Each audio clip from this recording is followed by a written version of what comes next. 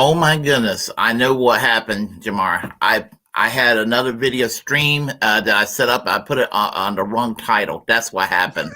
But you know what? I was going to talk about the subject we were going to talk about. Kind of was similar to it. So what I can do is I can kind of we can still talk about this subject anyway. So and I could just kind of retitle this, so that's okay. Mm-hmm. So welcome to another edition of the Willie Bragg Show. I'm your host, Willie Bragg, and today we're going to have Jamarr Jabari from the Jamarr Jabari podcast as our guest. And before we get started with everything here, be sure to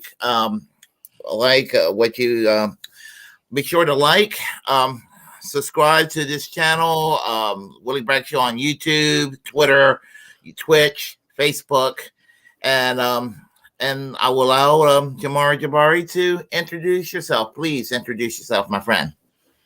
Yes, I'm Jamarr Jabari, the host of Jabari Vaush podcast. I am a Party for Socialism and Liberation member, and musician. I gear my work around towards anti-labor, anti-police brutality, labor movement, anti-imperialist and anti-war movements.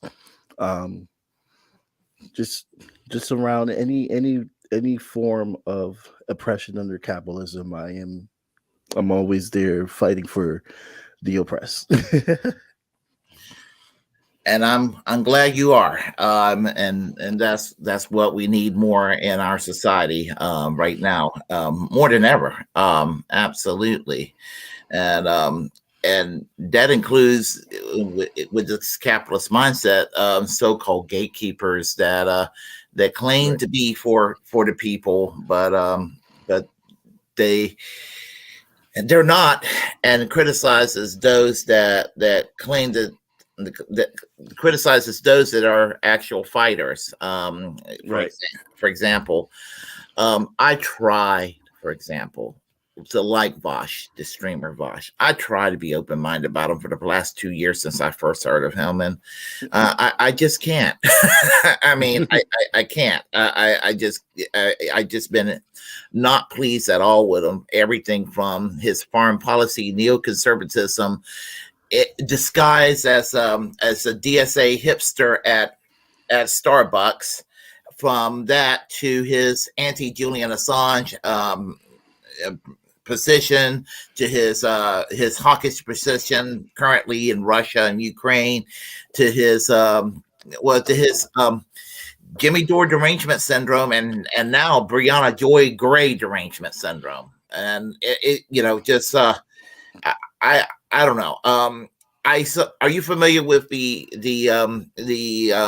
you familiar with Turncoat Don? No, I'm not actually with Vaush Limbo, but I do know who Briahna Joy Gray is, and she's absolutely dope. Yeah, absolutely. Against her, I'm just like, why? Yeah. Well, there's a parody of Turncoat Don is a content maker. He makes political videos that basically makes mincemeat out of people like Vaush, these shitlibs like Vaush. And so what I like to do is I like to share that video and and get your take on it, because I think when I saw it, I died of laughter. So yeah. I mean, he was like such an asshole to Briahna Joy Gray, and then, well, he's talking a lot of crap about her. She had him on the show recently, so it didn't go well, in my opinion, for Vaush. But it's funny as hell when Turncoat Don decided to go and do a parody of it. I mean, that was great. So let me get everything set up here. Yep. Okay. Oh, everything is set up. Okay, good. All right. Okay. Dipshit retards like Briahna here. What the fuck is a Vaush? Why is there no movement on the left to abolish or at least reform the FBI? Why is Marjorie Taylor Greene, in the context of a self-interested campaign to protect Donald Trump, the only person who's talking about reforming an institution? Wait a minute. If the left drafts left legislation that would reform the FBI in ways that benefit the left, and the right adopts it and votes for it and passes it, I hate to break it to you, but that's called a win. Wait, I don't think I'm prattling about anything. This is my show, and I'd like you to offer me a modicum of respect here, Vaush. Is that what you think that I'm advocating for, or could there be some prospective value in protecting people who are oppositional to the government and making sure that the FBI's powers are restrained? This was an opportunity for substantial reform, whether or not you want it to be quote unquote abolished or not.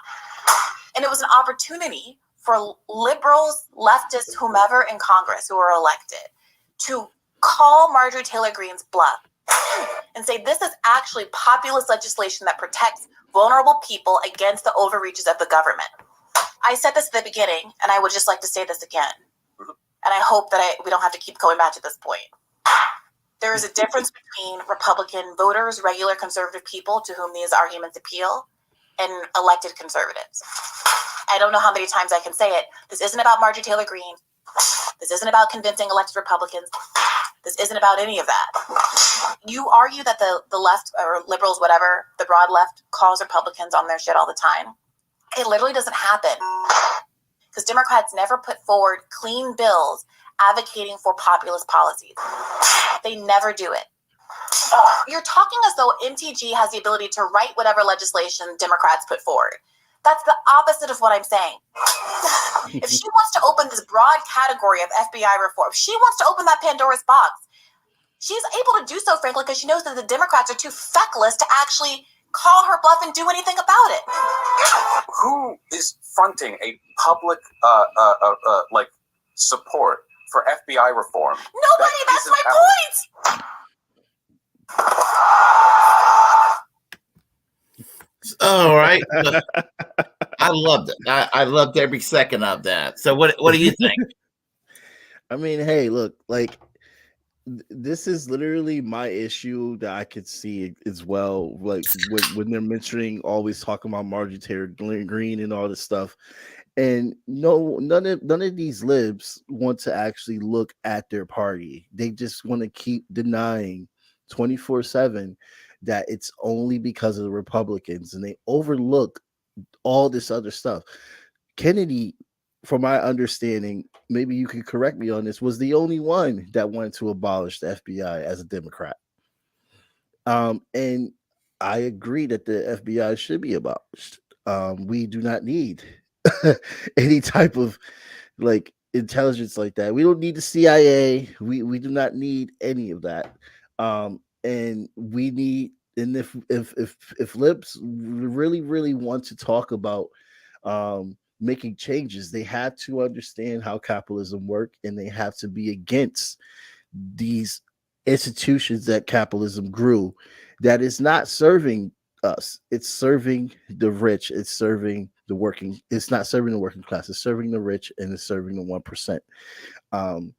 So she was spot on with just giving him that straight up reality check, everything that she said. And I don't understand how plain you can say it. She said it very plain. But clearly he wants to stay in a certain orbit. I feel like he knows, but he wants to stay in a certain orbit to, for his own personal. I don't want to be ostracized. I don't want to be a Ralph Nader. Unless you know more of him as being the total opposite of that. Well, I mean, to basically associate her as being some kind of supporter of Marjorie Taylor Greene, I mean, right. It's so insulting. I mean, nobody hates Marjorie Taylor Greene more than I do. I mean, and I do not envision her as being any kind of supporter of Marjorie Taylor Greene in any way, shape, or fashion. And no way. Yeah, that I never even interpreted for 5 seconds. And and some people have said this like, oh, you're opposing the war, or you're opposing the American involvement in this Russia and Ukraine conflict. That strategically puts you on the same side as Marjorie Taylor Greene. No. Well, John Bolton is on the side of the shitlibs for damn sure, and Right. he's got the blood of over 1 million dead Iraqis on his hands. She Right. doesn't, you know. Yeah. I mean, she probably would harm people she could legally, but I mean, she hasn't. Yeah. I mean, certainly, you know, not as many people as John Bolton. Right. Sure. So I don't want to be on her side, Marjorie Taylor Greene's side, nor do I want to be on the side of John Bolton's. It's not Right. about one or the other. Right. And also the thing is that it tells you that they're not accepting the nuance on this subject. Because yes, Marjorie Taylor Greene may be against funding to Ukraine and against the Ukraine war, but she is also pro bringing this smoke towards China, and she's also pro taking that same money and using it at the border instead. So so our difference is being anti-imperialist and wanting to be peaceful and want diplomacy in this conflict. She just wants the funds allocated towards other aggressions and other oppressions that fits the Republican agenda. Absolutely. I'll give you an example. She was technically right about the Disinformation Governance Board when the Biden administration were trying to set that up last year. However, on Ring of Fire, Farron Cousins were having a discussion about that, and he said that Marjorie Taylor Greene was excited about a future Republican president and what a Republican administration can do with such a Disinformation Governance Board, because all these Republicans who are currently correct to denounce Biden and to denounce Nina Jankowicz on this Disinformation Governance Board, right? We know that they would not get rid of it. We know they would not just go after, they will go after the shitlib mainstream media, but they will also go after independent media too. Probably more harsh, and that's not the right grammar, but you know what I mean. Yeah, they'll go after them more aggressively. So, I mean, I just believe in being consistent, and all that, but a lot of the shitlibs, when I was talking about them about this Disinformation Governance Board, they were like, yeah, and that's a problem. I was privileged enough to cover that Disinformation Governance Board before Biden had to get rid of it. I spoke with Chris Graffo, that's from Covert Action, on this subject, and also a Green Party member whose name is escaping me. I'm so sorry if he sees this. I hope he doesn't get mad. But I know, man, I can't think of his name right now. I'm tired. It's happening. Yeah. What we're seeing here in this governance board was just total nonsense of just trying to tell people what information is correct and what information is incorrect. And these are things that they blame China for. But I mean, we could go and dispute about how China's not actually doing that, whether they are or not, whatever. But you're doing this type of authoritarian type of thing, and you're calling other people authoritarian, and that doesn't sit right with you. And now we have these Twitter files. So, like, I don't even think it's even possible for them to even bring up that board if they ever try again on both sides, because now we know what we know with these Twitter files. And the only people that don't know are the ones that either do not accept it, or they are just ignoring it because they want to believe what they want to believe. But slowly but surely, the public will see the truth, honestly. Yeah, absolutely. And you know what's sad about it? So when they scraped away put away this Disinformation Governance Board on the back burner because of the bad publicity it was getting, and it should have gotten the bad publicity from day one. A lot of the media and social media, they're doing the things that this Disinformation Governance Board, what would have been doing. They're doing it on themselves right now, because you say certain things about certain topics, it'll get you punished. This past summer, I was talking about Liz Cheney's. Liz Cheney got defeated in the primaries, and her father was campaigning for her. And I played the commercial, and they were talking about the election of 2020. I have to be careful how I phrase this, because I wasn't talking about the election of 2020. I was talking about the 2000 election and the controversy behind the 2000 election in Florida. But YouTube interpreted it as election denialism for the year 2020. And I got my channel taken down for a week because, because they thought I was talking about election conspiracies from 2020. And I explained that to YouTube. I mean, but they didn't listen to me. So I'm kind of angry with YouTube. So I tread very lightly when I discuss electoral politics. I have to kind of do a little bit of self-censoring because I don't want the algorithms to interpret certain things to be taken the wrong way. And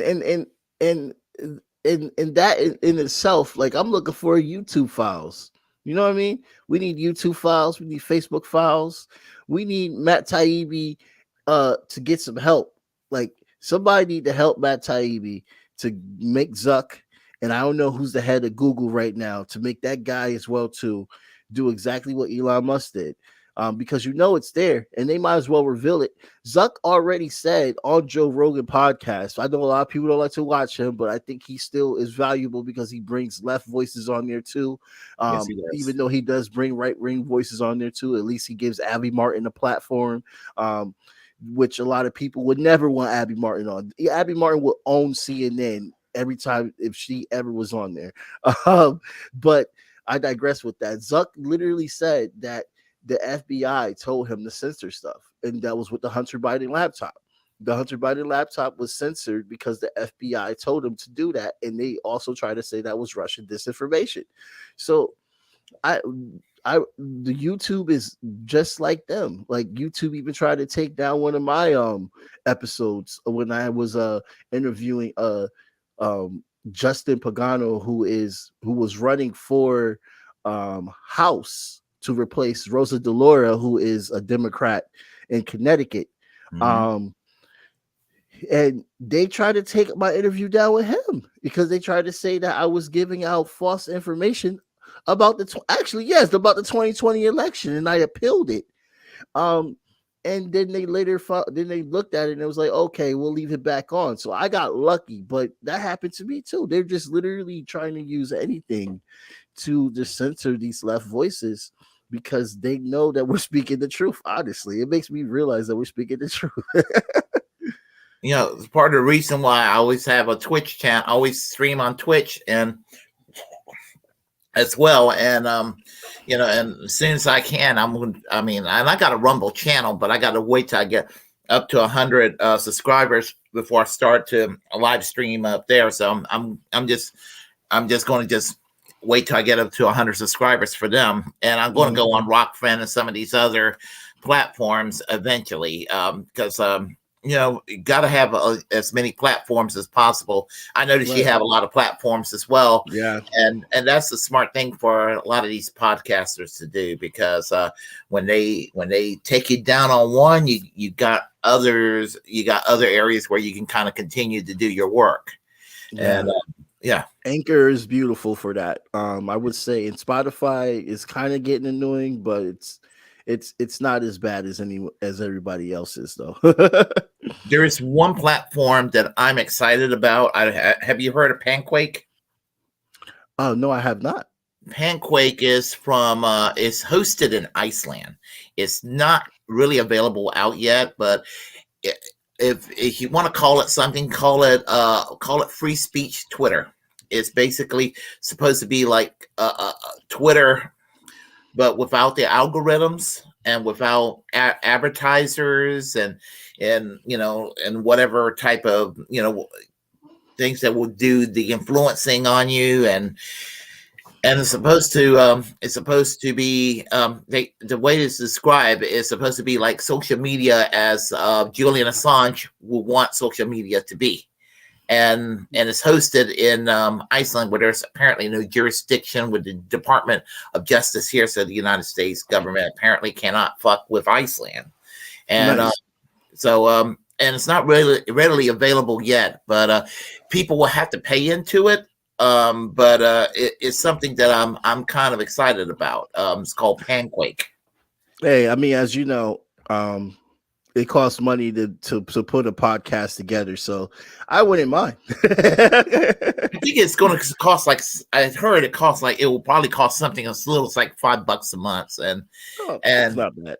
And people, some of the people that endorses it includes Jimmy Dore, Chris Hedges, Nico House, Ron Placone, Max Blumenthal, Aaron Mate. So Nice. Susie Dawson. I mean, it's got some solid, good people endorsing this platform. So I mean, that's good. Yeah, so I feel pretty good about it. If John Kirikou, who is the CIA officer that connected with Ed Snowden, the whistleblower. So I mean, it's got some solid people. So I've been trying to let people know about this platform called Panquake, because it doesn't get a lot of exposure, and so I can, if you want me to, I can give you, I can probably get you a little bit of I'll probably forward you some information later on if you like. So yeah, definitely. Yeah, I will definitely like that. Like you said, it's good to spread on multiple platforms. I'm also trying to set up a Rumble, because once if you're everywhere, they can't really get everything. So it's really good to do that, and you gotta invest into these platforms that are, Rumble's doing a great job so far. I know people are complaining about how the right wing has such a big voice there, but listen, that just means that the left needs to have a big voice there too, and stop trying to stay friendly with these media platforms who have been proven to be in cahoots willingly with the government, and it goes against everything they try to say this country's about. They just always do loopholes because they're rich. And as a socialist, I do believe that the media, social media, should be a public utility, and people don't know what that would look like. Good. That gives us a chance to figure it out of what it could look like if we break up Facebook and Twitter and all these big platforms and make it an actual public utility, just like making electric public utility, making all these things that we need, Wi-Fi a public utility. It shouldn't be privately owned. It should not be private business. It should be a use for the people.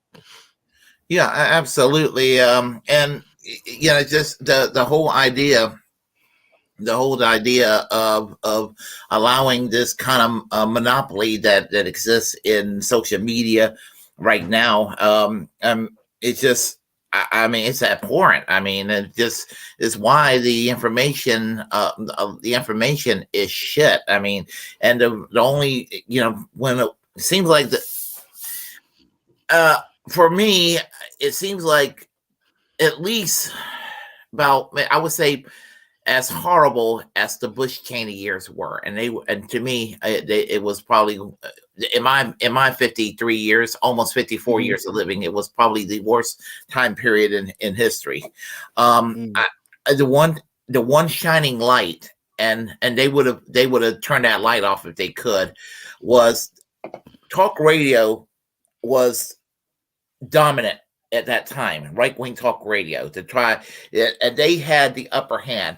When social media came along, especially YouTube, I mean, a lot of independent voices came out of the woodwork and started to challenge a lot of the narratives, a lot of the right-wing narratives out there, that some things that are kind of mainstream in a good way to talk about today was considered politically controversial in 2005, 2007, and now some of it is actual. Some of it became reality. I mean, a social issue like same-sex marriage, controversial 20 years ago. Today is legal. 20 years ago, Medicare for all. You say Medicare for all, people thought, what the fuck is wrong with you, Medicare for all? But today, you can say Medicare for all, and okay, it's a good idea. How can we pay for it or whatever? But you're not getting the pushback that you were, and you weren't being socially ostracized like you were 20 years ago. It's a step in the right direction. But Right. I think that because of certain things like some of these issues, when you call truth to power, I think that certain people don't like it, certain elites. So I think that they decide to find a way to find a roundabout way to silence people while actually banning it. They use it through media, and they find little ways like algorithms and things like that to try to silence people, silence type of arguments and what have you. Yeah. Observation. Yeah. Anyway. And like what you're saying, how it is now, I think, and I know some people would disagree with me because right now the most popular statement on the situation is that the country is divided. I don't think the country is as divided as people think it is. When you look at the comparison of Bernie Sanders and the comparison of even a crazy ass Trump, those are working people that had working issues, and they were fooled that Trump would be a working president, but they were spot on, in my opinion, that Bernie could be a working president. Even though I know that the Democratic Party would definitely have done what they did, but if it would has happened that Bernie Sanders did win, that man would have been fought tooth and nail regardless to even get anything passed. And that shows you that the country, honestly, that there are more left and more lenient than our country was before, in my opinion. And the only push that you're seeing from the right is because they're seeing that they are failing, so they want to distract people with talking about genders, and distract people with talking about grooming, this nonsense, how this is reemerging. They want to use those issues because that's where they win with dividing. When you have a Supreme Court that's majority conservative now, because all the presidents, not just Trump, but Obama as well, didn't do the right thing with balancing the power. Now you have a conservative Supreme Court that is pushed by the right, the Republicans, to assert their power legislatively because they know that their opinions are not popular. And that's what I see in the struggle right there, that they're using their rhetoric within the legislation because they have most power there compared to the public power, which is moving more left than what they want, which they don't want to acknowledge. Oh yeah, yeah, and I think that Bernie Sanders, and I'm a recovering Bernie bro at this point, but if Bernie Sanders would have by some miracle been elected as president, are you familiar with a novel called A Very British Coup by Christopher Mullins? Yes, I am familiar with that. I just haven't read it yet. Yeah, you can actually watch it on YouTube.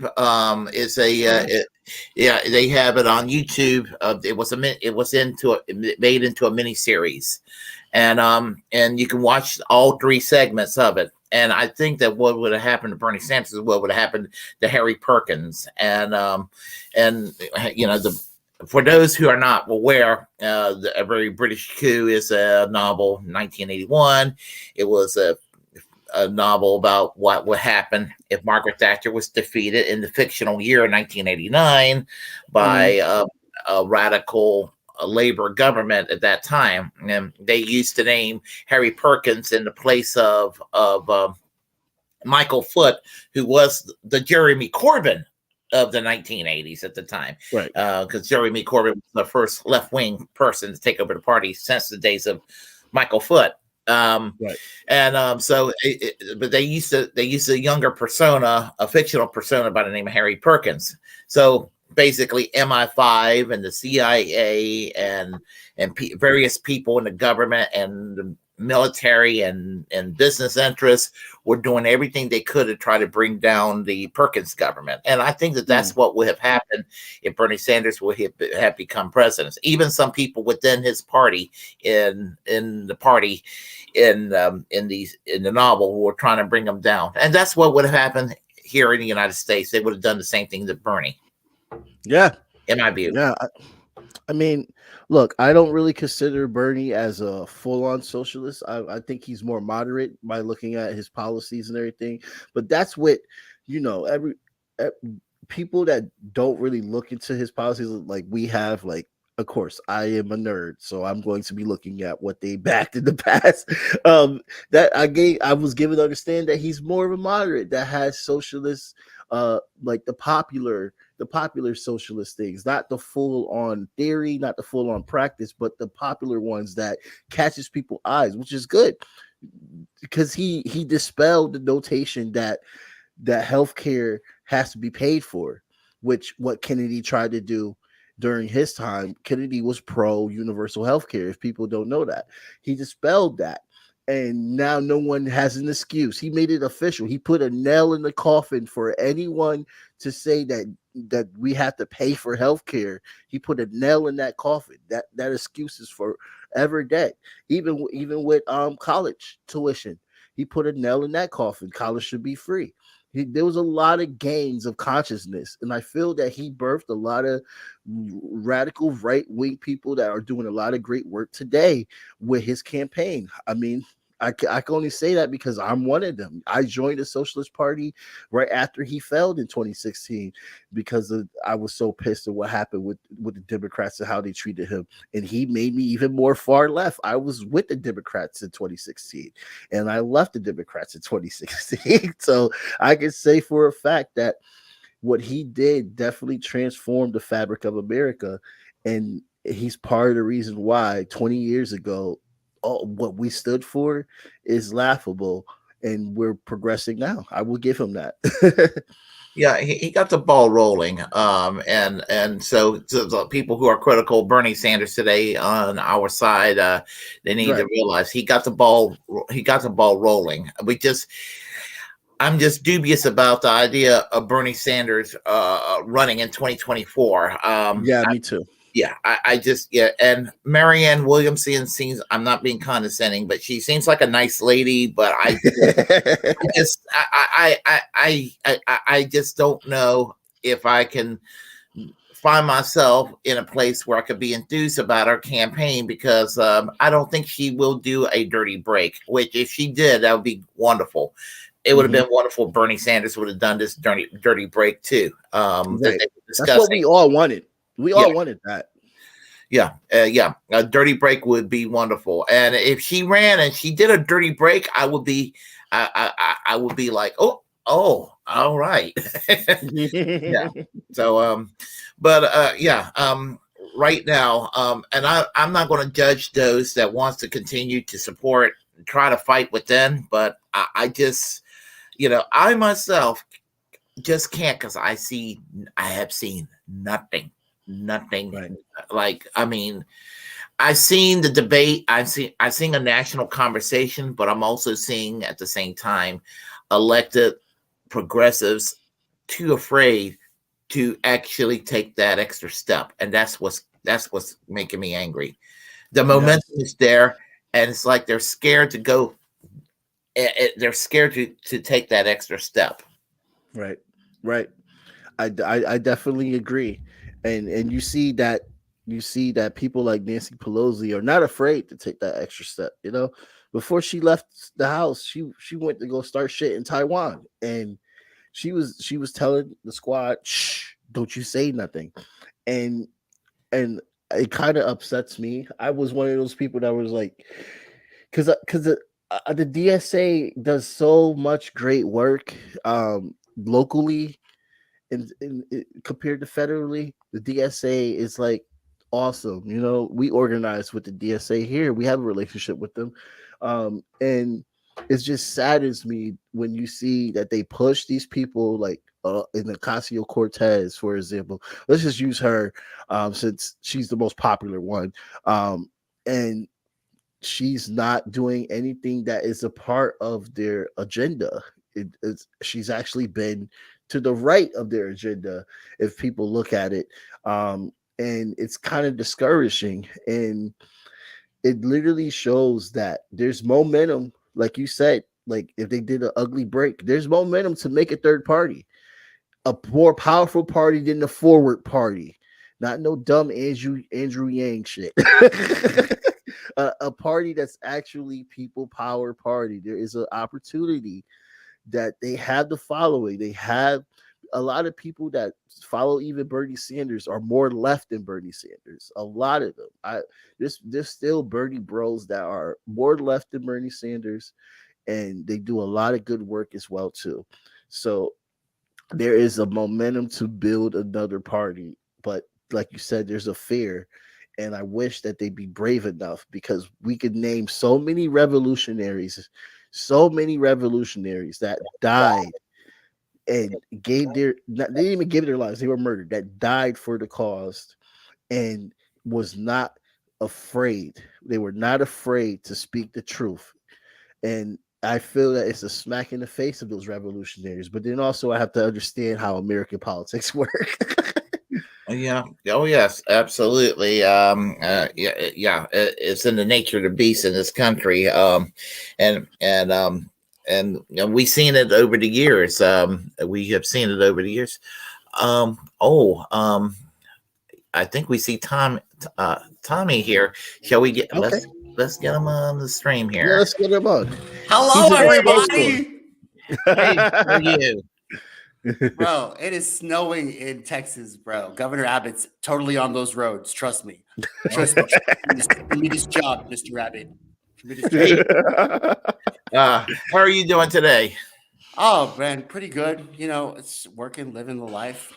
I mean, we have two the big things in news that I'm sure y'all have already covered. You know, we had of course, Tyree Nichols beating and the soon-to-be beating of Mr. Jordan Tristan Walker from Pfizer. But, we haven't gotten to any of that yet.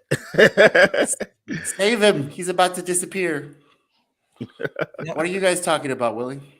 Well, we were talking about, what were we talking about, Jamarr, for just a second ago? Well, we were talking about the fragments of the left. And That's right. Just a second ago, we were talking about the failures of the squad and and how Bernie Sanders like sparked the movement, but how the Democrats just destroyed that movement. And this was coming off of the ridicule that was coming from Vaush Limbaugh towards Briahna Joy Gray, who just literally roast him on understanding why there should be a movement to abolish the FBI. And the fact that the only politician that has actually pushed to abolish the FBI, in my knowledge, was John F. Kennedy, Mr. Jack himself, but no one else. And the fact that he defends that, Vaush Limbaugh, just sounds like a bootlicker to me. Just defending to have these government entities in there. And we also talk about the governance board, the disinformation board as well too. Yeah, and that's the thing right there. As a civil libertarian, too. I get in a little bit of trouble with people because a lot of progressives, they're like, I'm too hung up on issues pertaining to civil liberties. But if you don't have civil liberties, it's going to be difficult to fight for things that's going to advance a socialist agenda. And I agree. So that includes free speech rights, which is included in the quest for civil liberties. A mature socialist should know that that's needed. they shouldn't be telling you that if they are like mature into socialism. Like Yeah. you need civil liberties, bro. Yeah, I think that's kind of like people were talking about, the Democratic Party was talking about the purity test during the Bernie Sanders campaign for 2016, of course, and how Hillary Clinton didn't pass the purity test, right? Which is why the Bernie bros were just so, they were just so upset and they couldn't vote for her, and we're the reason why Trump won and stuff like that. But the purity test that I feel like we should be talking about is like the whole, like you said, Jamarr, the whole round issues of civil liberties and our disdain for the institutions that have been set up, propped up to protect property, to protect the elites and the wealthy. I mean, these are the purity tests that we're talking about. We're not talking about whether or not, I mean, this is the same thing I have with Willie. This is the same thing I have with Tulsi Gabbard. Like, I don't know, like, okay, so she's friends with Tucker Carlson. Okay, but don't forget she had a Medicare for all legislative. She had her own thing. It wasn't like Bernie Sanders's, but that's the purity test I'm talking about. Like, that's the purity test that needs to go away. Like, what do you guys think about that? I think we all have our little factions here, and we're not getting anything done. It's so frustrating. Well, yeah, I mean, I believe we agree with you because we want to change this system as a fucking whole. The system needs to be dismantled and rebuild with a better system that serves the working class and gives the working class power to dictate their future instead of the oligarchs dictating our future. Well, as I said, 3 years ago, Tulsi Gabbard was like choice number 2. It's if Bernie wasn't running 2020, she would have been my choice, and it takes a Marjorie Taylor Greene to make me to the way that Marjorie Taylor Greene attacked her a few weeks ago. I'm just like, I mean. She almost got a lot of progressives that were turning their back on Tulsi kind of sympathetic to her again. I'm just kind of like almost had to thank Marjorie Taylor Greene as of all people for that, as much as I despise her. She's such a schmuck, but that's why you need people like Marjorie Taylor Greene and Donald Trump, bro, to remind you of what we stand for. Exactly. Okay.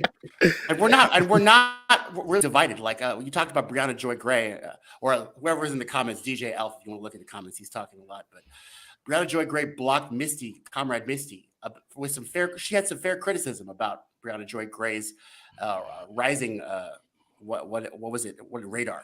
And all of a sudden Briahna Joy Gray blocked her. Meanwhile, she's talking with Vaush, who's like a snotty little shitlib.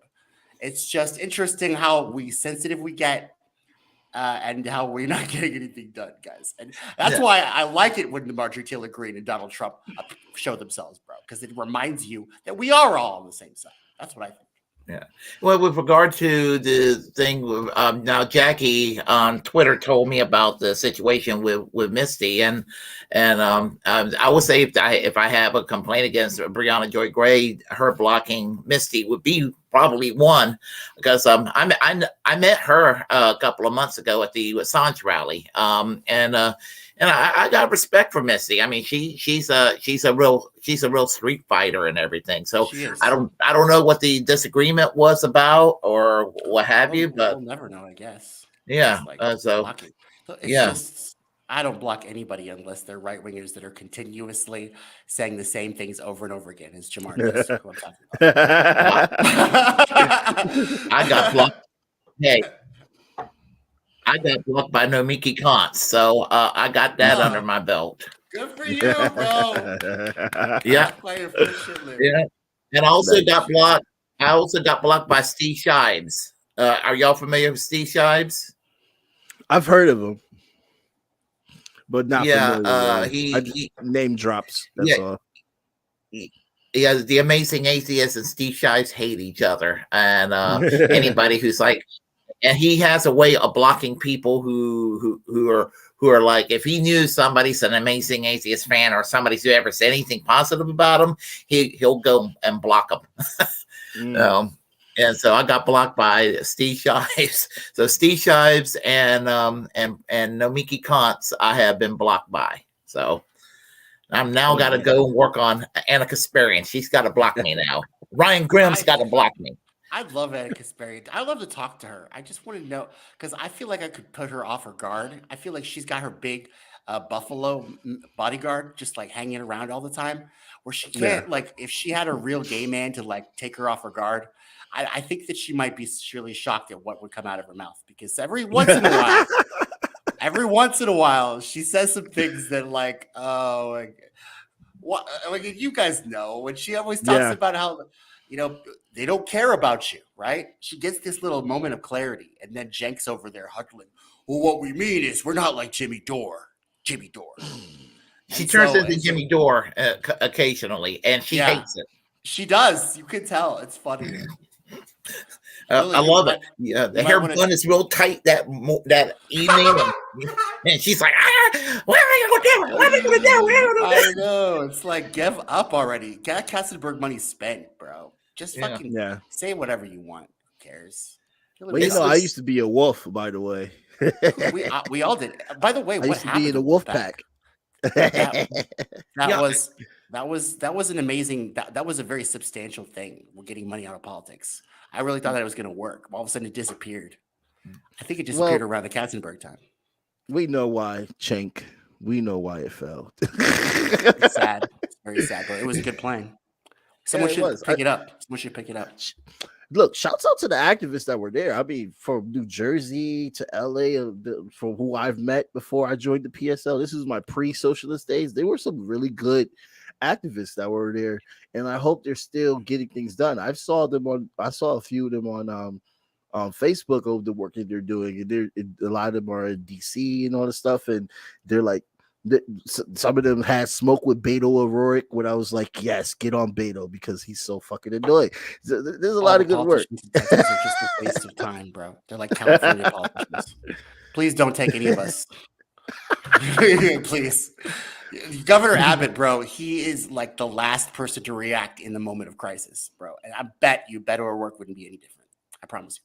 He would just be on top of a roof somewhere pretending like some kind of message. I mean, that guy is just nothing but theater. That's all he is.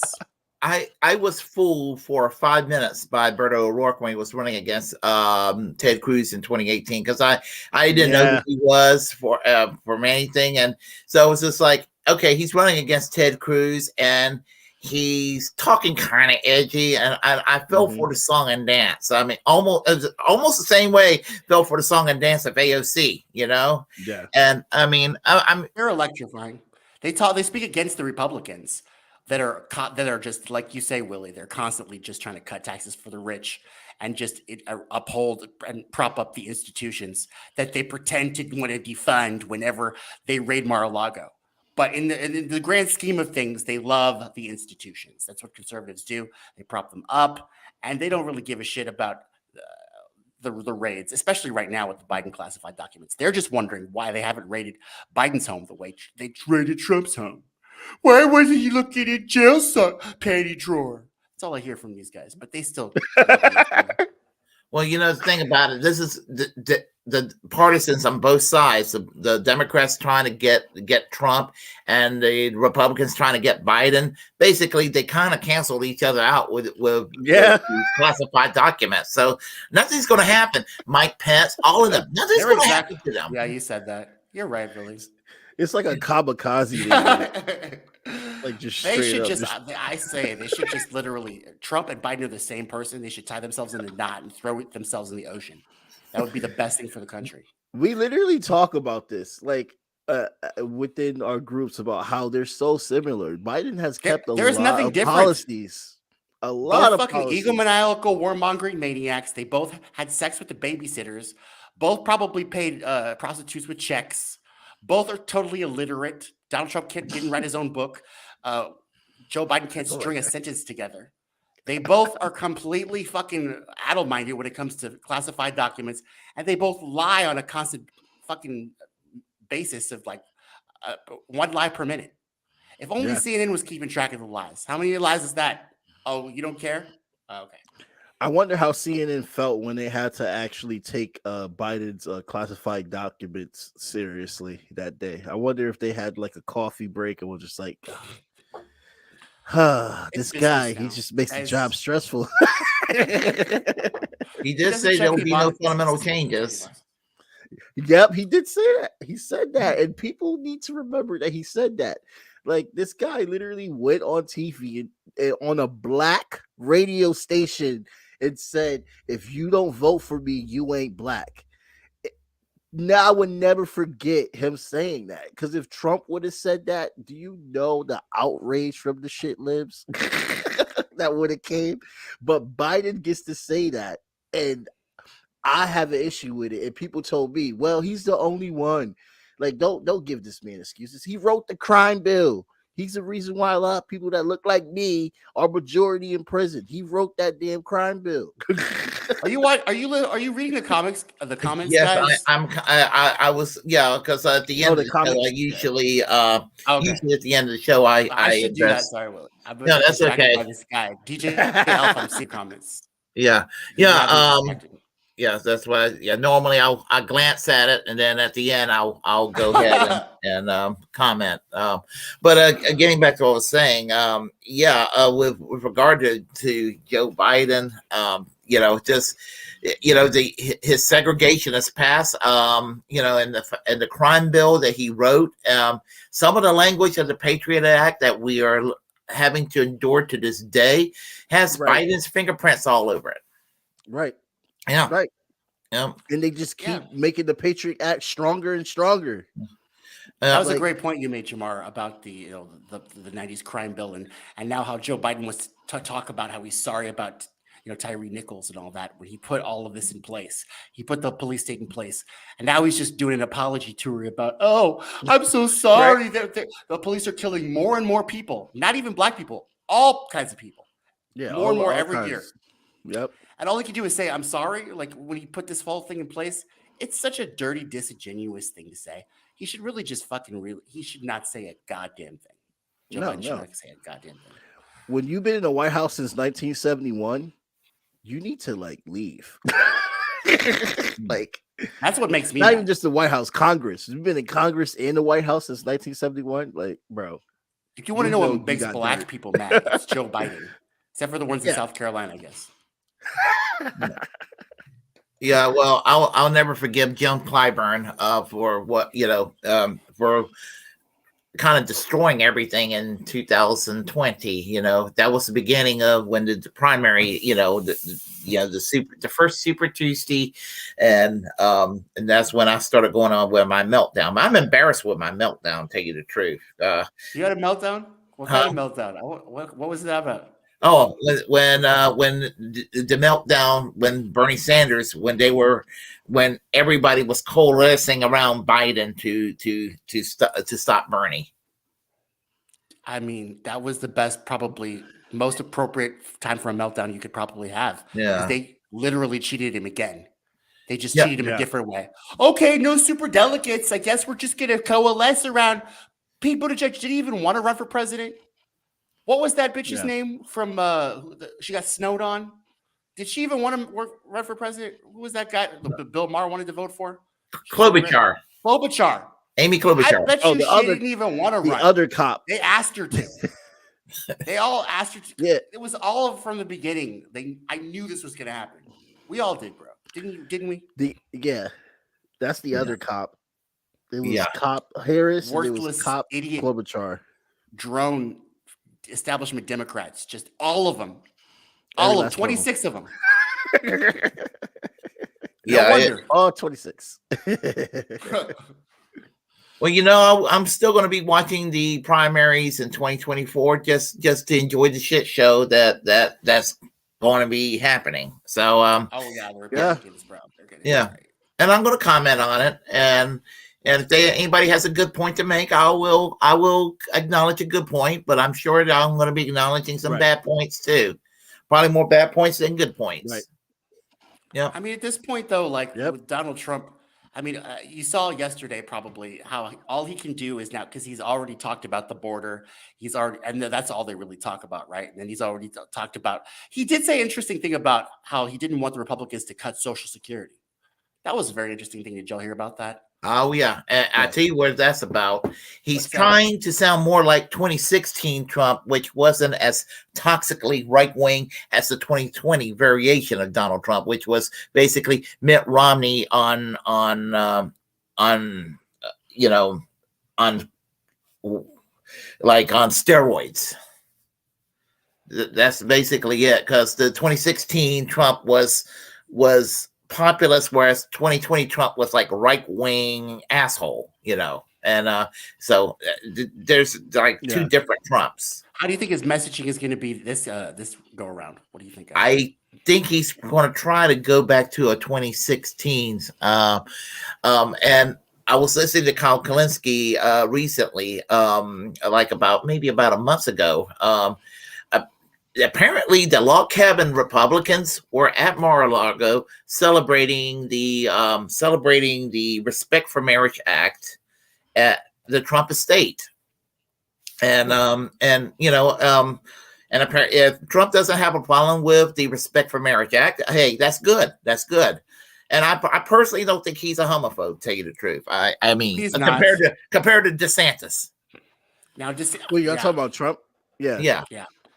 But DeSantis is straight up like when you want to talk about who's a start up like racist Republican, racist, straight up like homophobic, transphobic asshole. That is DeSantis all over right now, and he got these freaking like Republican supporters like revved up. They are just everywhere, just talking every shit that they can. Like I see it everywhere on PBD, on all these right wing podcasts. They want to use is the groomer word. That, like they just found out that's a new word. But the military grooms too, and LGBTQ people do not groom, but the military grooms. You know what? We should all groom. We should all brush our hair, fucking brush our teeth, fucking wear deodorant. These words that these Republicans come up with are stupid. Grooming, something you don't do. Maybe you guys should try to do grooming. Maybe y'all should try to be woke. Because you're so sleepy with your heroin. Maybe you should try to be woke, guys.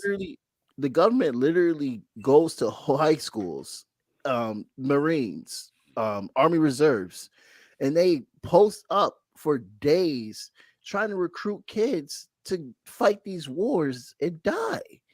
That's ultimate grooming right there. It's too nuanced for them to understand.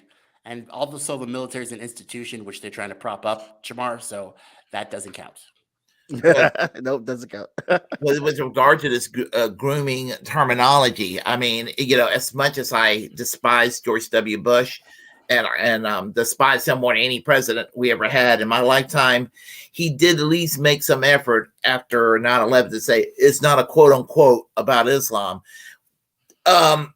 DeSantis with this "Don't Say Gay" bill, he didn't say, "Oh, we're not trying to go after every." I mean, he just flat out did the "Don't Say Gay" bill to actually target the entire LGBTQ community, and he's just not doing any. I mean, no filters at all. It's just straight up. We're out there to target the entire LGBTQ community because this is red meat for the right wing. So that's the key. And it was very good. It was a very good bill for him to do because that's what I feel. That's what garnished him the respect, the street cred for the Trumpist wing of the party, and that's what he was looking for in the first place, guys.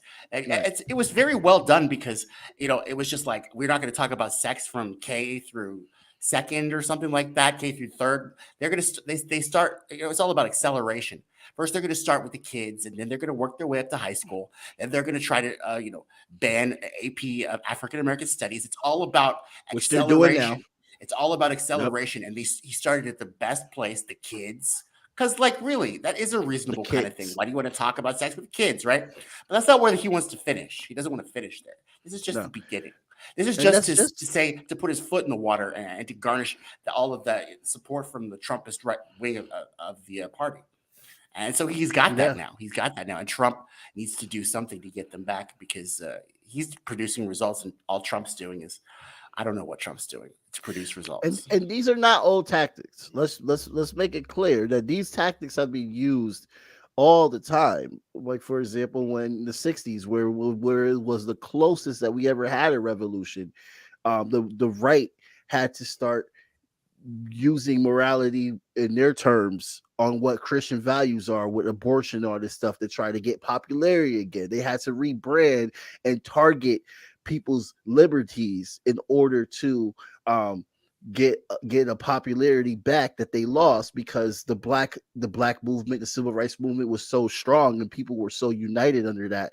They had to rebrand, and they're doing it now again, but they're thinking that the establishment Democrats are socialists, which is hilarious to me. I if Biden's ever a socialist, then what am I? Like, the Overton window in this country is so far to the right that the Democrats are actually to the right of conservative parties in other Western countries, or as center right parties in other countries. And that's part of the things the right has done very well, again, is rebrand words to make them not what they are anymore. As we were saying, grooming, woke. These are the words that they come up with that distort and mislead you. They're propagandist words. And they've made socialism a propagandist word and communism a propagandist word as well. These things, if you look them up in the dictionary, they don't mean anything like these Marxists, these people say. They yell them out, they change and distort their meanings, and then they say it over and over and over again to get people that are uneducated, because Trump loves the highly uneducated. They get them to say those words as well. And so they take on different meanings, and they begin to mean different things. But if you look at the dictionary, communism isn't anything like they say. Socialism isn't anything like they say. Woke is literally when you wake up. It's when you're enlightened. Grooming is when you take a shower. None of these words mean anything like they say that they mean. They're just propaganda. It's nothing but propaganda. That's all the right. But the right is very good at propaganda. They're very good at it. Well, the left has been very good at censorship. The right has been very good. Well, okay, the thing about the term woke, the right will take the word woke and they will project the term woke to mean anything. I mean, if you're just mildly centered left, they'll be like, "Oh, that's woke. You want to protect Social Security? That's woke." Something as basic as that, Yeah. Yeah, weird. Definitely. It's weird, bro. And what's hilarious is Biden is taxing people on Social Security now. Like, that's a right wing policy, but apparently they want to call him a Marxist. So I'm just like, what? Yeah, I think it's really just controlled opposition. This is what neoliberalism is, guys. It really is. While they're in bed with pharma, censoring people, journalists, doing all those things that the right can distort and mislead you with words, and then you get pissed off at the left wing because they're making all these deals with pharmaceutical industries and try to curtail your civil liberties, and then you jump over here to the yahoos that don't even know what socialism is, and even if they looked it up in the dictionary, they couldn't tell what it was. So you see Bill Maher right now. He's caught in the middle of that. He's like, I don't want fucking vaccine mandates, but on the other hand, these guys are completely uneducated boobs. Like, it's weird. It's weird to see Bill Maher's show now because he doesn't know where to go. I like him. I can't stand Bill Maher these days. He's got some points. He's got some points, guys, because like they're literally. I mean, let's just put it this way: vaccine mandates are fascists, and that's the end of that. I'm jabbed, but I'm not going to. I don't urge. I don't advocate. I'm okay if somebody's not jabbed, but I'm not. I think it have to be up to the individual. Personally. Yeah, pro-choice. That's what we're supposed to be, right? Pro-choice. But yeah, absolutely. But I'm more concerned with giving everybody free care than I am mandating everybody be jabbed. It's more important if you provide medical care to everybody. That's going to help with your COVID situation more than anything else. Yeah, it is, and it will be so much of a benefit. And to that note, when Trump was in office, he actually signed an executive order for COVID care to be free because of how much of a problem that is. So that tells you that we do need universal health care if they're going to we're going to make COVID care free for right now. No, You should have just made universal health care. There's a lot of America First Republican people that voted for Trump. And I had a conversation with Dylan Moore from iRead TV. He actually was talking about, he's a Republican, and he was talking about how we need universal health care. I think that's something that we can all come down and agree on. So that might be something that we could actually get Trump to do if he became president again. Guys, what do you think about that? What do you think about that? I don't know. But if it happens, it happens. He gave us more money, with compared to Biden when it came to the UBI that they gave out briefly. But for him to actually make universal health care, that would definitely need to be a bipartisan thing. And I don't think the Democrats will. The Democrats will hate if he did that, because that's what they call their thing. That's like shooting their cash cow. That's not their thing. Again. When did they ever even want to do that? Joe Biden didn't even want to do it. What's the veto? I'll do a Joe Biden whisper. I'm gonna veto it. I'll veto it if it gets to my desk. That's what Joe Biden said. Well, here's the thing. If you can't even get established, you can't even get AOC and company to do a forced vote on Nancy Pelosi 2 years ago. I just don't see it happening. But Donald Trump at one time did support Medicare for all 20 some years ago before he decided to turn right wing. Because This Ukraine thing has opened up people's eyes to the fact that we don't ever run out of money, apparently, and we can raise the debt ceiling. So why can't we do universal health care? Even Republicans have caught on to that shit. Yeah, you only have to pay like a third, maybe even less than that, of what we gave to Ukraine to cover health care here. It's not as expensive as the Ukraine war. Not whatsoever. And we're partially funding universal health care in the Ukraine, which is fine, just as we funded universal health care in Afghanistan and Iraq, which is fine. The money that we give to Saudi Arabia, they have universal health care. The money that we get to Israel, they have universal health care. We give money to all kinds of countries, and we fund all kinds of universal health care systems around the world. And I'm glad every one of those countries got universal health care. It should be available in every country in the world. Great. Yeah. We need it here too. Agree. Yeah, a lot of people don't know that, Willie. They don't. But they're down to back these countries because they have no choice but to, because they're our allies. But they don't really know how government works overseas at all. They have no clue how they don't know how the government works here. They don't. Source says it's 100% corruption, and that's the only way it flows, bro. That's why we have people like us that are trying to tell people. Truth tellers. Yeah, basically. Yeah. Truth tellers waiting to be blocked by all the people with blue checks. Yeah. But I do have to say something, and this might change the subject, because I have applied to be a part of the Civilian Review Board in New Haven, and I have to be appointed by the mayor in order to do that. And I want to use this platform to announce that, because you're actually the first out of guest platforms that I have announced it to yet. And the Civilian Review. No, you got to be appointed by the mayor to get on the Civilian Review Board. Awesome. The Civilian Review Board is basically a board that holds police accountable, and New Haven has a very special Civilian Review Board that gives subpoena power and has the power to do personal investigations as well too, which is teeth that a lot of Civilian Review Boards don't have, and they're not using it to its full effect, which is part of the reason why I have applied to push the fire under them for that. So people should get Civilian Review Boards if you're listening to this.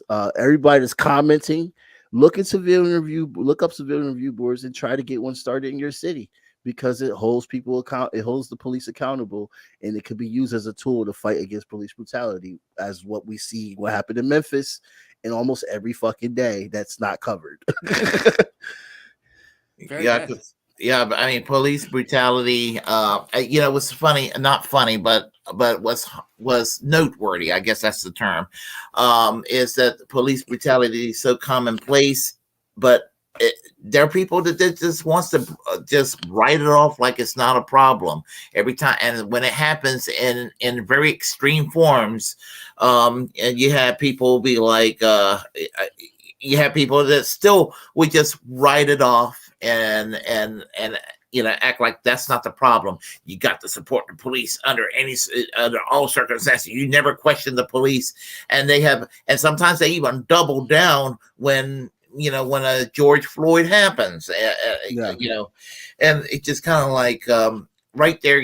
I remember when they made excuses about George Floyd's past. What the fuck does that have to do with the fact that Derek Chauvin's knee was on his neck? It's Right. propaganda. That's what propaganda is for: misleading and misdirecting you. Yeah. I mean, so it's a problem in this country. I mean, I've seen police brutality. I've seen it. I've witnessed police brutality personally about 30 years ago when I was in college. I've seen two friends get arrested in front. That was about downtown about 2:30 in the morning, and we saw two African Americans get arrested, two brothers. And they did nothing wrong. The cops just pulled them out and handcuffed them, and just be an asshole. And unfortunately, they did community service, and it was horrible seeing that. And I'm not making this up. It happened. I mean, it literally happened just the way I described. Happens every day. Yeah. And we're talking about if you want to talk about witnesses watching this, we're probably talking about maybe about 70 to 90 people watching this happen in downtown at 2:30 in the morning on 5th Street in Greenville when I was at East Carolina. Yeah, and then they'll use the excuse, well, why they're out there. People are out in the middle of the night. That's what people do. It doesn't mean that they're being facetious or anything. They're probably going to the store to grab something. They're probably trying to go catch the let out. Well, what do you guys call after hour clubs? We don't call them let outs here. We don't have after hour clubs in Texas. It's not Christian. Oh, we used to have after hour clubs here in New Haven, but there's multiple reasons why people are still up in the middle of the night, and the fact that people use that as an excuse is just so freaking stupid. It's like, so I deserve to die by the police because I'm out in the middle of the night. I gotta get beat up by a cop because I'm out in the middle of the night. Like, that's literally how they sound. Oh, well, what are they doing in the middle of the night? I don't know. What were you doing in the middle of the night? Sleeping? Okay, well, I chose not to. Like, excuse me for being me and being free, like as you say that we are. Well, we're really not, but whatever. Good point. I have a funny story about myself getting pulled over by the cop. One time I got pulled over. I was just driving. This is college. Maybe a couple of months later, I was driving down the street and I got pulled over by the cop for whatever reason. And they didn't like the stickers on my car, I think. And so he asked me for my information. So I pulled out my social security card. I'm social security card, this card, ACLU membership card, driver's license. And you heard me say ACLU membership card. And he told me, just be careful. Yeah. Yep. This must have been back when the ACLU was doing shit. Yeah, I think that when I did the ACLU membership card, I think they put the scare of God in them or something. Yeah. So it's just he's with the ACLU. He's gonna make some trouble for me. Yeah. I mean, we have a mayor here in New Haven that was a former ACLU, and he's like bending over for the cops now, but he was out in the streets with us when he was an ACLU lawyer, which is so funny. So he basically just used the left to get into the mayor, to be mayor. That's just amazing. Like, how much power does it take for you to just completely turn your back on your principles? That's what I was wondering. Like, even the mayor, God, like, yeah, senator, like, it's to the point. Like, That's why we can't reform these Democratic Republican parties and the system. Thank you. We have to be revolutionaries because the system is just going to they're gangs. They're fucking gangbangers. It's a gangbanging organization. And you don't change the gang changes you. Always. And this is a part of our Constitution, people that are listening. The government is tyrannical. I'm just going to say that it is. Right? We agree. The government, both sides, whether Republican or Democrat, they're tyrannical right now as fuck. So they should be overthrown. They should be overthrown. And they should be replaced with people power. Insurrection-y. It's not like they're, it's funny. The Constitution literally has a way to do this. But yes, we can talk about that. Because we read. We actually read. I don't want to bring up the Constitution, though, not unless we're talking about guns. That's the only way we bring up the Constitution. Only way, just for that. When you so many different other clauses. And don't get me wrong, I don't like defending the Constitution, but I do like defending it when it's to prove a point of how contradictory these people are being. That's my way. Walking contradictions, these people.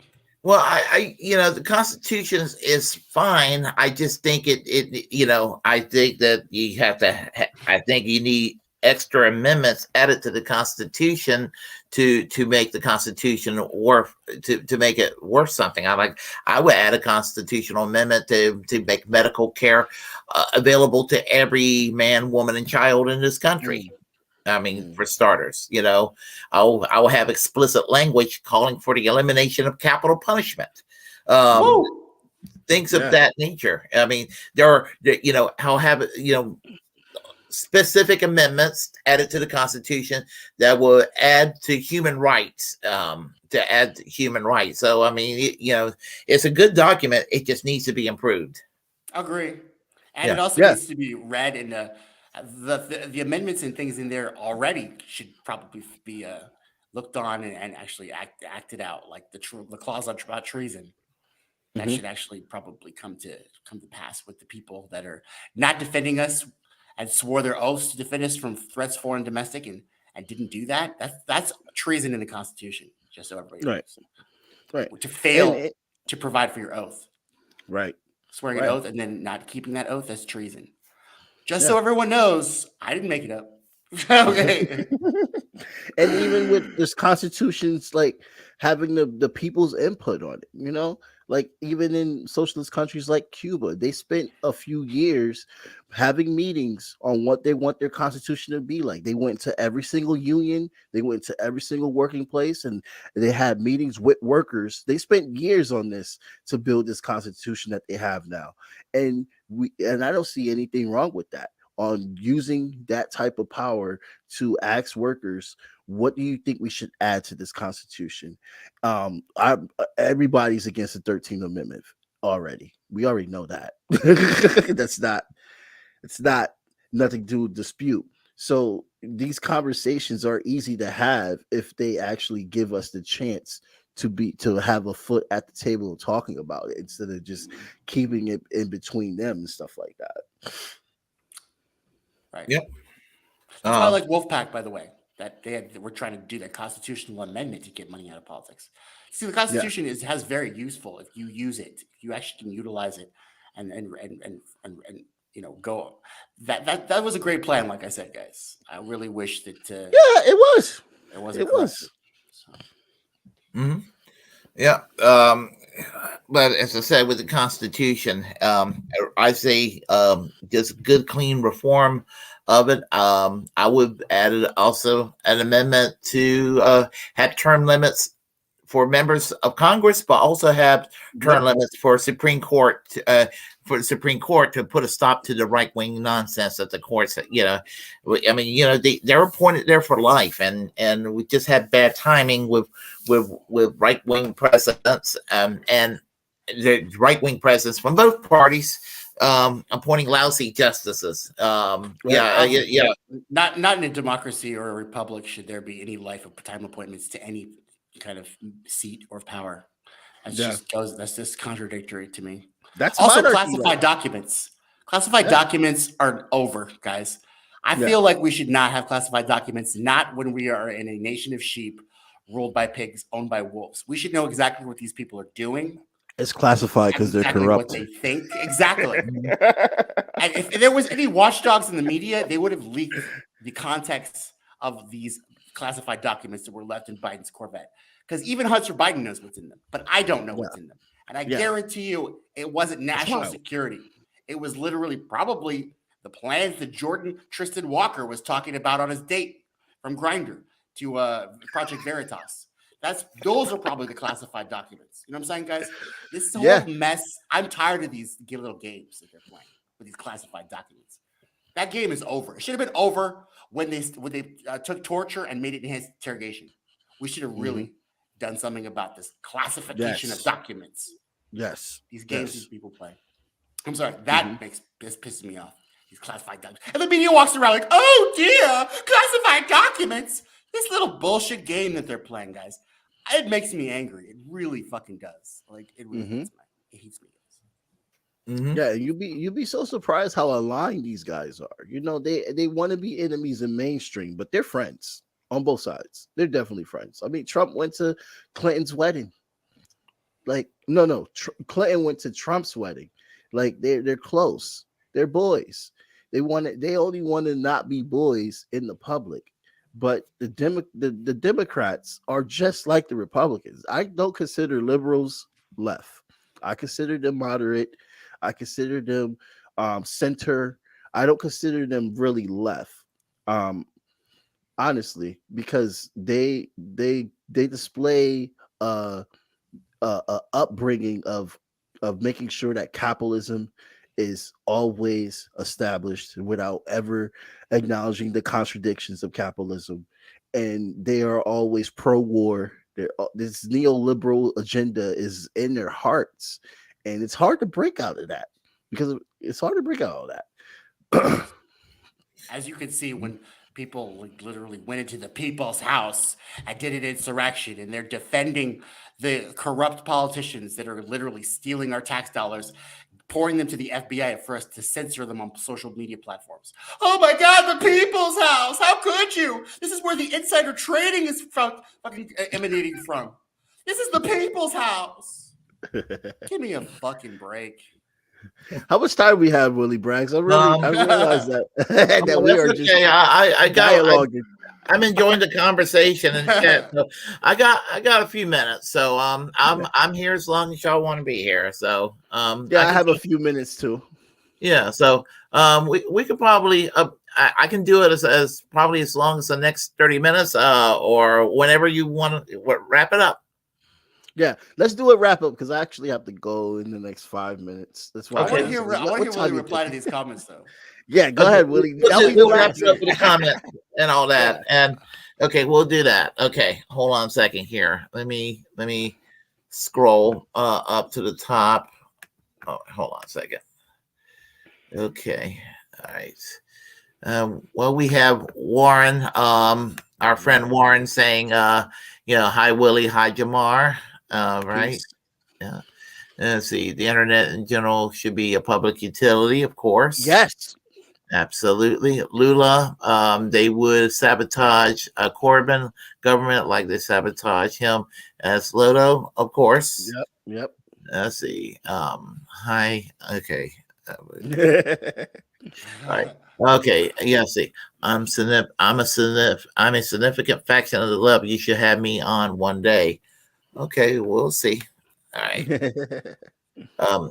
Briahna Joy Gray gets a lot of coverage, but she's out there going to Comic-Con while I'm helping dudes with wrongful convictions. Okay. Hey, good point. All right, let's see here. Nothing wrong with Comic-Con. Yeah. Let's see here. Hold on.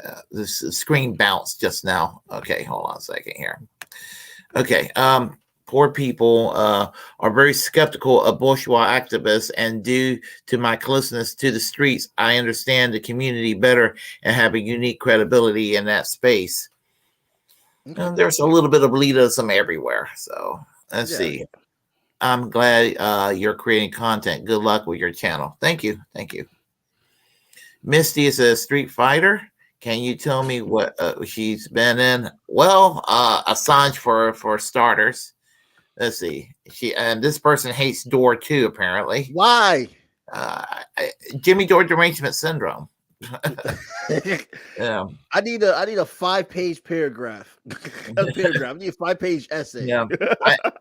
I know quite a few people who have that mindset. Let's see. Dore does not have any real grassroots activists in his organization. I'm working with Wolfpack and move to amend, but preferred to move to amend. Let's see.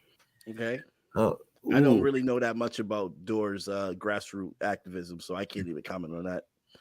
PSL, I was at the anti-war rally, but I am an actual victim of war, but I was prevented from speaking. It's like having all white people speak for black rights. I wonder what that's about. Let's see. Yeah, me too. Yeah, if black people can recognize the BS Asian Americans need your help, as white people think that with some token blacks they're clear of racism, but it's not true. Okay, let's see. Why are there no Asian American progressive content producers in the systems? Are we too late? There's Haifong, right? Yeah.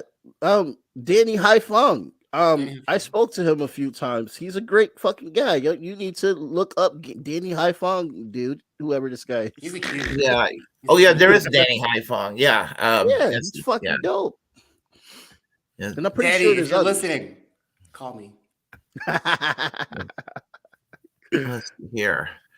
Let's see. Nico House is gone and Tim Black is kind of Nico's gone. not gone. We talk all the time, bro. He's got family stuff. He'll be back though. Yeah, I know I think his grandparents are not well, what I hear. Yeah. And let's see. Yeah, I don't hear that much from Tim Black these days. Let's see. Just met with a Memphis DSA co-chair regarding violence in the city, but over primary sources over actual activists people prefer to listen to or shelter pundits like Dore. This guy is out for Dore. Dude, I don't understand the People's Party, guys. Dore talks to libertarians and people from the People's Party, old people from the Bernie Sanders campaign. He talked to Briahna Joy Gray. I don't understand. Like, there are some times where, like, I feel he doesn't like to criticize right wingers because a lot of his audience is right wingers. But I think there's well, go ahead. My theory is that he's got a predominantly left-wing audience, but I think he says enough to just try to get some clickbaits from some right-wingers to get interest in his show to kind of. If you look at his comments, there's a lot of America First right-wingers on it. Yeah, well, no, I know some. I always ask some conservatives that like Jimmy Dore. It's like, okay, you like Jimmy Dore, but if I say something that's similar to Jimmy Dore, y'all come down me like a ton of bricks. But yeah, right. I don't understand that. So weird. Yeah. That's true. Yeah, to have a meltdown. Let's see. Well, let's see. I agree. Let's see. I agree. Fuck. That's what I say. Fuck that. They have a meltdown. No justice. No peace. No peace. Okay. If someone robs me, I'm a melt. This guy sounds like Samuel Jackson. No. Is this Samuel Jackson? Who knows? I see DSA Rose. Is that a DSA Rose? No. Oh, no. My symbol's not necessarily. No, that's not a DSA. It's just a standard rose. Let's see. Artie says, my man. I see him in all the comment sections, various places. Let's see. Great guess. They are. Thank you. Yes. The other viewers, what's up? Let's see. Some military groom, some gay people groom. Oh, we can't make generalizations. Okay. Whatever. Caleb I'm just done with it at this point. I'm drained. I'm not drained. I'm literally gonna just take all. I'm on a mission now to take these right wingers' words and use them against them because they fucking started doing that shit. So now that's what I did to what's his name? I don't even want to mention. Yeah, don't mention him. it's a shame, but I think Tulsi took a similar tactic of going after the trans community. She did. See, that's debatable, but I don't want to. I don't know. I don't know because she's a woman in the military, guys, and she's seen rape a lot, and she wants to protect women, and so a lot of these like the Democrats, they are always like, oh well, protecting women means all women, and that means people in the bathrooms, and okay, so this is an issue where I totally haven't made up my mind on this. Yeah, I mean, look, trans women are highly likely to be killed and raped at the same time too, just as much. It's like the same, honestly, when you look at what's going on. It's violent. It's just violence against women. It's so disgusting, and it's just overlooked. Like, so I get where you're coming from with that. With her, I just wish that she sees the whole thing. Yeah. In general, instead of just one side, which maybe she might change her mind later on. You never know. She flips and changes, which is good that she actually changes. These other fucking politicians, I wish they actually tried that. Well, anything that's negative about her, I blame it on Hillary Clinton.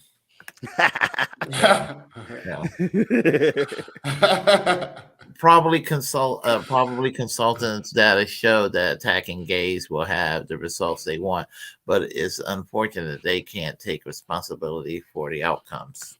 Yeah, all right, whatever. Yeah. Not just the gays, it's the women, the abortions, the Latinos, the Latinx too. They cries about the rise of urban crime, yet they're aiming at Black people too. Yeah. Okay. All right. Let's see. Black people should believe white people really, or even Black people really care about discrimination, then look at the Asian Americans to prove that it's not all about diversity but power. Okay, let's see. Then we're back to Warren. Hey, what up, Bulla? Yep, there you go. Who's Lula? Hey, what up, Uncle Lula? Warren? Warren. He has a program. Called Extra Bulla. It's called The Secret Show every Saturday night at midnight. He's super entertaining, just like Willie. Yeah. I watch the show. Yeah, it's a good show. Instead of listening to poor people or people who have been victims of medical malpractice, the Universal Health Care Act movement, dominated by wealthy doctors and celebs, they call it universal. Yeah, they have universal health care. Yeah, the rich does. Like Bernie said, socialism for the rich. That's socialism. I was about to say that. Martin Luther King first. Yes, that's right. He did. I'm probably more blocked than anyone else or anyone. Well, I feel for you on that. Yeah. Let's see.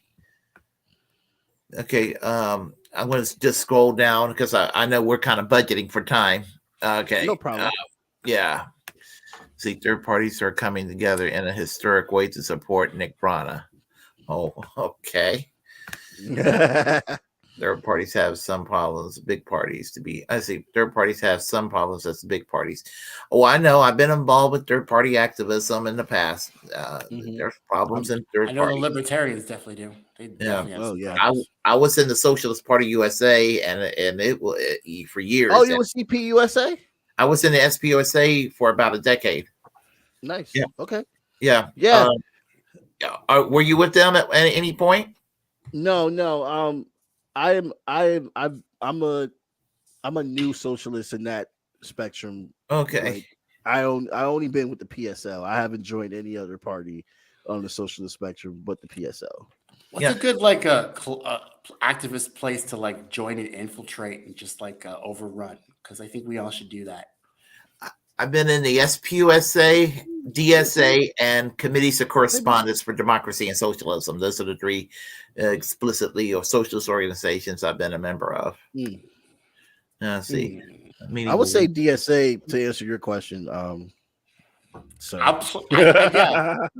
think maybe I should just get a whole bunch of Black people to join the DSA and then make them do things. I mean, look, the thing that the DSA has to start doing is they either disband from these Democrats or they start making the squad do what the hell they were supposed to be doing. Nobody's going to That's make the all I squad gotta do say about anything except for Nancy Well, Pelosi and Hakeem Jeffries. now I've said this, that when I get my bills caught up in the beginning of the month here, um, if they are to be defined as a socialist organization, I've actually thought about Workers Strike Back, Shama Sawant. I'm actually really impressed with Shama Sawant's focus, and she sounds like she's committed to the idea of forming some kind of a workers' party down the road to try to do this outside the two-party system and to do this this labor movement struggle. And I just think that that's something that's worth looking at. I've been impressed with what I've seen from her. So Yep. yeah.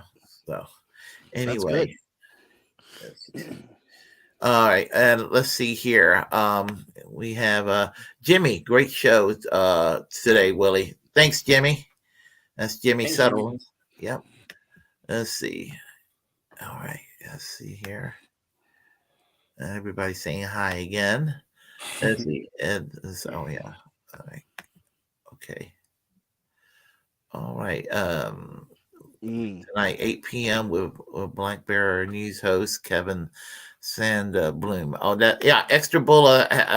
Extra Bull. Yeah, he usually has the show on at 8 o'clock at night on Monday, or 8, or sometimes 9 o'clock at night, and he'll have a program on Saturday night with Jimmy Sutherland called The Secret Show. So I highly recommend both programs. Yeah, I'll check them out.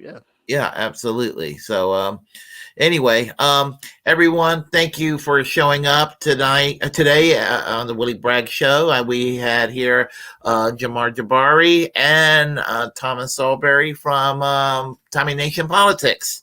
And yep, and we'll have to have you both back here again. For sure. Yeah, thank you. Y'all want to tune into Tommy Nation Politics Tuesday? We're going to be having Delilah Barrios from the Green Party, Texas, talking to her. Willie, if you have time, your invitation's always open for you. So, but good to be on the show, and y'all check out Tommy Nation Politics Tuesday because we could use your comments on the stream as well. Yep. All appropriate information will be in the description box when I edit this after I sign off.